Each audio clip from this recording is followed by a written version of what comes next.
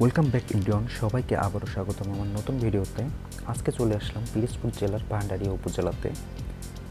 এখানে আসার মেইন কারণ হলো অনেকদিন ধরেই শুনছিলাম এখানে একটা পুকুর আছে এবং পুকুরে অনেক সুন্দর সুন্দর কিছু কালারফুল মাছ আছে, যে মাছগুলো মানুষের হাত দিয়ে এসে খাবার খেয়ে যায়। তো জিনিসটা শোনার পর থেকে অনেকদিন ধরে প্ল্যান করছিলাম আসবো, আর আজকে হঠাৎ চলেই আসলাম। তো চলুন ঘুরে দেখানো যাক আপনাদেরকে।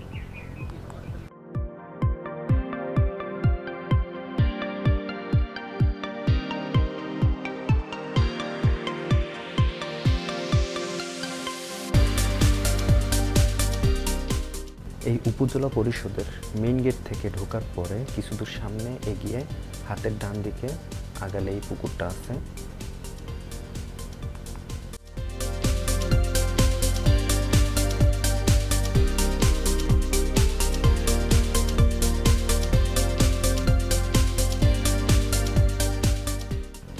এখানে সব থেকে সুন্দর যে জিনিসটি সেটা হলো এই ব্রিজটি।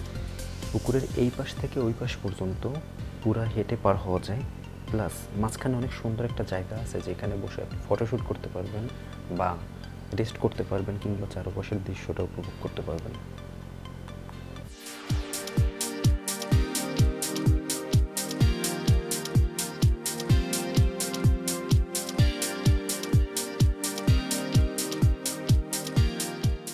এবার তাহলে মাছগুলোকে একটু খাবার দিয়ে কাছে ডাকার চেষ্টা করি, দেখি হাতের উপর থেকে খাবার খায় কিনা।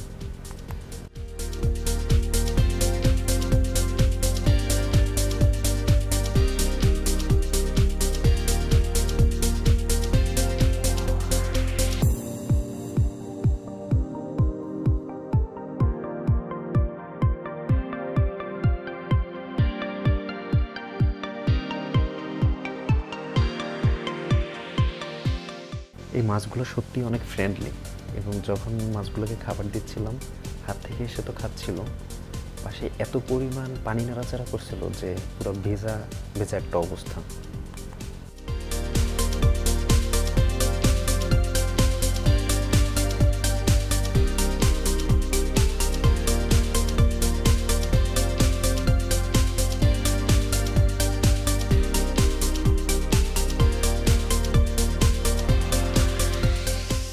সবথেকে ইম্পর্ট্যান্ট যে কথা সেটা হলো কচা নদীর তীরে এই ভান্ডারিয়া উপজেলা অবস্থিত, এবং এই কচা নদীর সাইড থেকে অনেক বড় একটা বাঁধ দেওয়া হয়েছে, যেই বাঁধটা আসলেই অনেক সুন্দর।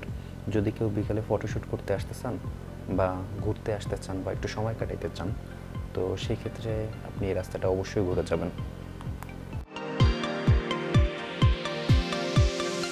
বাংলাদেশের যে প্রান্ত থেকেই আপনারা আসতে চান না কেন, প্রথমে আপনাকে পিরোজপুর জেলাতে আসতে হবে, এবং পিরোজপুর জেলা থেকে ভান্ডারিয়াতে যে কোনো একটা বাস অথবা ইজিবাইক ধরে আসতে পারবেন। পথে একটা ফেরি পার হইতে হবে, সেটা হলো চরখালি ফেরি। এরপরেই আপনার ভান্ডারিয়া উপজেলা। তো আজকে এ পর্যন্তই।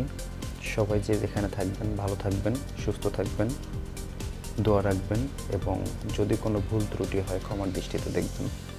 আল্লাহ হাফেজ।